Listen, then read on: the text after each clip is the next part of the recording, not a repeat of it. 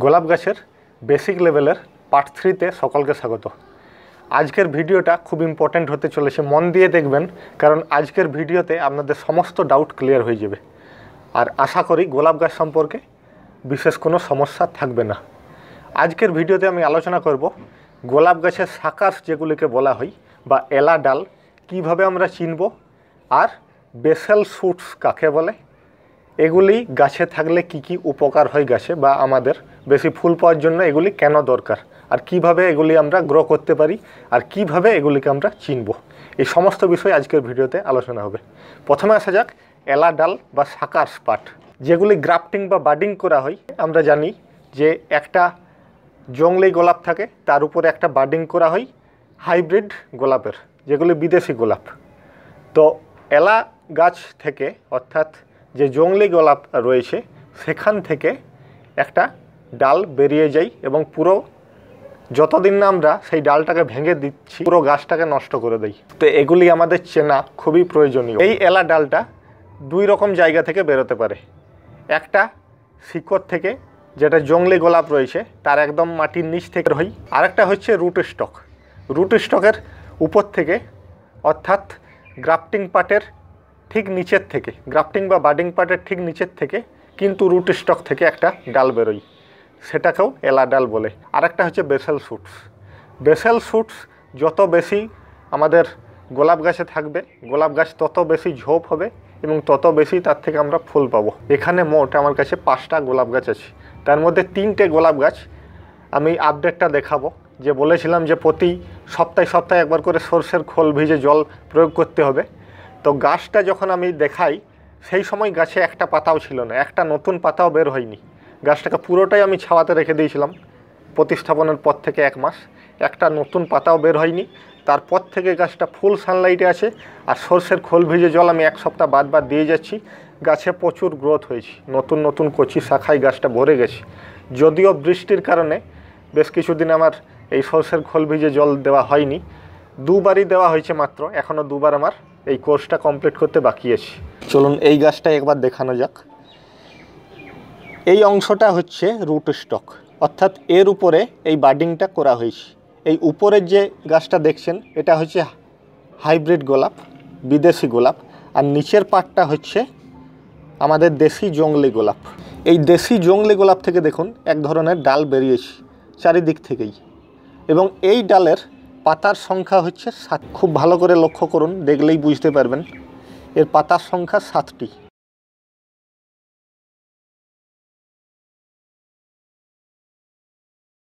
এবং এই যে ডালটা রয়েছে এই ডালটার মধ্যে প্রচুর কাঁটা রয়েছে। এমন নয় যে হাইব্রিড গোলাপে কাঁটা থাকে না, কিন্তু এই ডালের একটু কাঁটার সংখ্যা একটু বেশি পরিমাণে রয়েছে। এবং এই যে উপরের গোলাপটা রয়েছে, এই উপরের গোলাপের পাতাগুলিকে লক্ষ্য করুন, আর নিচের যে গোলাপ ডালটা বেরিয়েছে তার পাতাগুলিকে একবার লক্ষ্য করুন, দুটো একেবারে ভিন্ন ধরনের। এর থেকে আপনারা খুব সহজেই বুঝতে পারবেন যে এটা হচ্ছে একটা এলা ডাল। তো এই ডালটাকে আমাদের ভেঙে দিতে হবে একেবারে নিচ থেকে। এটা কচি অবস্থাতেই আমাদের ভেঙে দেওয়া উচিত, এটাকে একেবারেই গাছের মধ্যে রাখা উচিত নয়। এবং এই কাটা অংশে আমাদের একটা ফাঙ্গিসাইড লাগিয়ে দিতে হবে। আমি যে কোনো ফাঙ্গিসাইড আমি বলেছিলাম, আমি যেমন সাফ ফাঙ্গিসাইড ব্যবহার করি। আর এটাও দেখুন একটা জংলি ডাল, এবং এই ডালের মধ্যে প্রচুর কাঁটা রয়েছে। এই ডাল যদি রয়ে যায়, গাছের পুরো খাবারটাই কিন্তু এই ডালগুলি গ্রহণ করে নেই, তার ফলে উপরের যে গাছটা রয়েছে সেটা আস্তে আস্তে মারা যেতে থাকে। অনেকে বলে যে আমার গাছ প্রচুর লম্বা হয়ে গেছে কিন্তু একটা ফুলও আসছে না, এটাও একটা কারণ গাছে ফুল না আসার।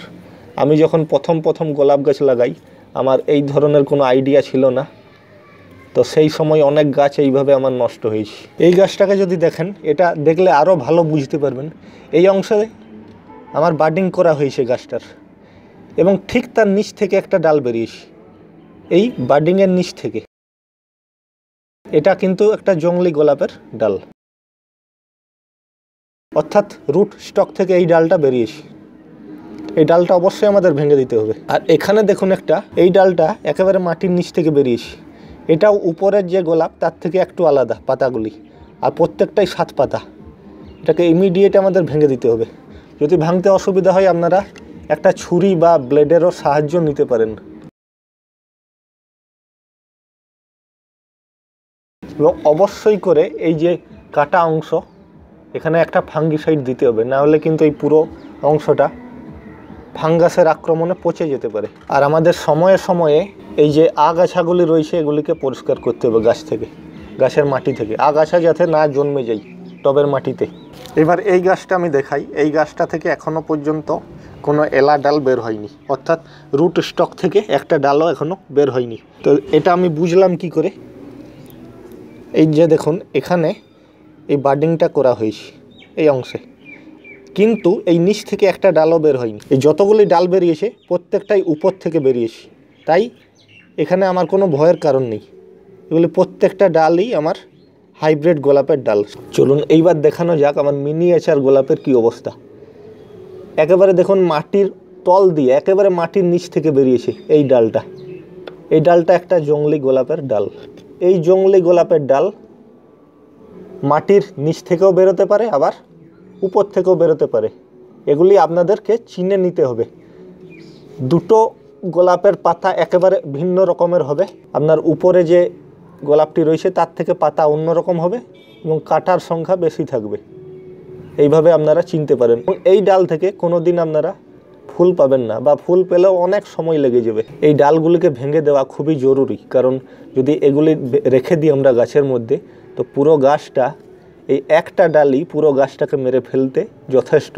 কারণ আমরা যা যা খাবার প্রয়োগ করব টবের মাটিতে পুরোটাই এই ডালটা নিয়ে নেবে, এবং এটা এত বৃদ্ধি হয় কম সময়ের মধ্যে যে আপনারা কল্পনাও করতে পারবেন না। গাছের বয়স যত পুরনো হয় তত এই ডালগুলি আসার সংখ্যা অনেক কমে যায়, তবে আসবে না এমনটা কিন্তু নয়। এবার এখানে একটু ফাঙ্গিসাইড জলে গুলে আমাদেরকে ঢেলে দিতে হবে, কারণ এইভাবে তো ফাঙ্গিসাইড দেওয়া অতটা সহজ নয়। আমরা কি করব, একটু ফাঙ্গিসাইড জলে গুলে নেব এবং এর মাটিতে এইভাবে দিয়ে দেবো, তারপর মাটি ঢাকা দিয়ে দিতে পারি এখানে। এইবার আমি আপনাদের ইম্পর্ট্যান্ট একটা জিনিস দেখাই। এই যে ডালটি বেরিয়েছি ঠিক নিচ দিক দিয়ে, এই ডালটি কিন্তু কোনো সাকার্স বা এলা গাছ নয়। এটা হচ্ছে একটা বেসাল শুটস, যেগুলির অপেক্ষায় আমরা দীর্ঘদিন থাকি। যত এই ডাল বেরোবে তত গাছ ঝোপ হবে, তত বেশি ফুল আসবে আপনাদের গাছে। তো এগুলি পাওয়ার জন্য অনেকে অনেক রকম পদ্ধতি অ্যাপ্লাই করে। অনেকে কি করে, এতটা অংশ অবধি মাটির দিয়ে ঢাকা করে দেয় যাতে আরও বেশি বেশি এই বেসাল শুটস বের হয়। তো এগুলি আমি এখনও কিছুই করিনি, তাতেও আমার এখান থেকে ডালপালা বেরোচ্ছে। গাছে যত বেশি খাবার দেবেন সময়ে সময়ে তত বেশি এই ডালপালার সংখ্যা বের হবে। এই যে ডালটি বেরিয়েছে এটা এই বার্ডিংয়ের ঠিক একটু পাশ দিক দিয়ে বেরিয়েছে। এখানে বার্ডিংটা করা হয়েছে, ঠিক এই রকম অংশে বার্ডিংটা করা হয়েছে। এটা হচ্ছে বার্ডিং। এটা দেখুন একটু পাশ দিক দিয়েই বেরিয়েছে, কিন্তু এটা রুট স্টকের উপর থেকেই বেরিয়েছে, অর্থাৎ যে এই যে হাইব্রিড গোলাপটা রয়েছে এটারই একটা অংশ। এটা কিন্তু কোনো জংলি গোলাপের অংশ নয়। এবং এই ডাল চেনার উপায় হচ্ছে, দেখুন এখানে 5টা পাতা রয়েছে, এখানে কিন্তু 7টা পাতা নেই। আর এখান থেকে একটা ফুলের কলি চলে এসেছে, ফুল আসতে শুরু হয়েছে। এবং পাতার দেখুন, পাতার কোয়ালিটি এই গাছের সাথে মিল আছে। আমার যে এটা হাইব্রিড গোলাপ, এর সাথে এর পাতার মিল রয়েছে। এইভাবে আমরা এই বেসাল শুটকে চিনতে পারি। এটা কখনোই আমরা ভাঙবো না। আর একটা কথা বলে রাখি, গাছের বয়স যত বেশি পুরনো হবে, গোলাপ গাছের বয়স তত বেশি সেটা ঝোপ হবে, তত বেশি তার থেকে ফুল আসবে। এমন নয় আপনারা 2 মাস হলো গাছ বসিয়েছেন এবং তার থেকে প্রচুর ফুলের আশা করছেন, এমনটা কিন্তু করলে হবে না। যত বেশি গাছের বয়স হবে তত বেশি তার থেকে ফুল আসবে। এটা দেখুন 1 বছরের বেশি হতে চললো, 1 বছর 2-3 মাসের বয়স হয়ে গেল এই গাছটার। এবং দেখুন এই বছর এই গাছের কত সুন্দর একটা আকৃতি হয়েছে। আপনারা বিভিন্ন ফ্লাওয়ার শোতে যে গোলাপ গাছগুলি দেখে থাকেন সেগুলির বয়স কিন্তু অনেক। আপনারাও যদি মনে করেন আপনারাও করতে পারবেন, কিন্তু তার জন্য একটু সময় দিতে হবে। আর আমি যে বেসিক লেভেলের যে পর্বগুলি তৈরি করেছি সেগুলি যদি ফলো করেন কন্টিনিউয়াস, আশা করি গোলাপ গাছ সম্পর্কে আপনাদের কোনো সমস্যা হবে না। চলুন এইবার দেখাই আমি যে এই বেসিক লেভেল দিয়ে শুরু করেছিলাম গোলাপ গাছ লাগানো থেকে শুরু করে খোল জল দেওয়া, তো সেই গাছগুলোর আপডেটটা দেখুন। সেই সময় গাছে একটা নতুন পাতাও ছিল না, আমি দেখিয়েছি আপনাদের সামনে থেকে, খুব সামনে থেকে দেখিয়েছিলাম, একটা পাতাও ছিল না। আর গাছগুলিকে আমি একটু ছাওয়াতে রেখেছিলাম, তার জন্য পাতাও আসছিল না। রোদে রাখার পর থেকেই গাছে প্রচুর পাতা আসতে শুরু হয়েছে এবং খোল জল দুবারই দেওয়া হলো আমার। বৃষ্টির কারণে একবার দেওয়া হয়নি, তো দুবার দেওয়া হয়েছে, আরও দুবার দিলেই আমার কোর্সটা কমপ্লিট হয়ে যাবে। তারপরে কি ধরনের সার দিতে হবে আমি অবশ্যই আলোচনা করব। চলুন এইবার আপনাদেরকে একটা কথা জিজ্ঞেস করি, এখানে যে ডালটি রয়েছে এটা বলুন যে এলা ডাল অর্থাৎ জংলি গোলাপের ডাল, না উপরের যে গোলাপটি রয়েছে তার ডাল? এটা আপনারাই বলতে পারবেন। দেখুন এখানে বাডিংটা করা হয়েছে এই মিনিয়েচার গোলাপের, এটা একটা জংলি গোলাপ, ঠিক বাডিংয়ের পাশ থেকেই এই ডালটা বেরিয়েছে। অর্থাৎ এটা আমরা খুব সহজেই বলে ফেলতে পারি যে এটা একটা বেসাল শ্যুট। আর টাইম টু টাইম তো আমাদের প্রুনিং করতেই হবে গোলাপ গাছের। হার্ড প্রুনিং আমরা বছরে একবারই করতে পারি, আর সফট প্রুনিং আমরা সবসময়ই করতে পারি, সারা বছরই করা যায়। ফুল আসার পর যেটা আমি বলেছিলাম ডিসবার্ডিং বা ডেড হেডিংয়ের ব্যাপারটা, সেটা আমরা সারা বছরই করতে পারি। এইবার যে ডালগুলোকে আমি একদম মাটির তল থেকে ভেঙেছি, সেই মাটির কাছে একটু ফাঙ্গিসাইড গোলা জল আমরা মিশিয়ে দিচ্ছি। এটা হচ্ছে ফাঙ্গিসাইড, সাব ফাঙ্গিসাইড। এটা আমরা হালকা করে, খুব হালকা, বেশি দেওয়ার দরকার নেই, হালকা করে মিশিয়ে দিচ্ছি, যাতে কোনো ছত্রাকের আক্রমণ পরবর্তীকালে এখান থেকে না হয়। চলুন এইবার দেখাই যে এই যে উপরের অংশগুলিকে আমি ভাঙলাম ডালগুলিকে, এখানে ফাঙ্গিসাইডটা কিভাবে দিতে হয়। ফাঙ্গিসাইডটা একটু পেস্টের মতো করে নিতে হবে, হালকা জলে গুলে, তারপর এই কাটা অংশে আমরা লাগিয়ে দেবো। তাহলে এখান থেকে আবার পরবর্তীকালে ছত্রাকের আক্রমণ হবে এবং পুরো ডালটা শুকিয়ে যাবে।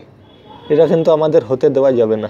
আমি যে পর্বগুলিকে তৈরি করছি গোলাপ গাছের বেসিক লেভেল নিয়ে আপনাদের সুবিধার্থে, যাতে আপনারাও গোলাপ গাছ খুব সহজেই টবে বা মাটিতে করতে পারেন, এগুলি যদি ঠিকঠাক আপনারা ফলো করেন, আমার মতে আর আপনাদের কোনো সমস্যা হবে না গোলাপ গাছ সম্পর্কে। এটা আমি মাসে মাসে একটা করে আপডেট, বা দরকার পড়লে 15 দিন পর পর একটা করে আপডেট আমি দিতে থাকবো। কোন সময় গোলাপ গাছে কী ধরনের সমস্যা হয়, কখন কোন ছত্রাকটা আক্রমণ করে, কোন পোকাটা আক্রমণ করে, কিভাবে সেগুলিকে প্রতিকার করতে হয়, প্রত্যেকটা বিষয় আলোচনা হবে। আপনারা একটু মন দিয়ে ভিডিওগুলিকে দেখবেন, আশা করি আপনাদের গোলাপ গাছ সম্পর্কে আর কোনো দিন সমস্যা হবে না।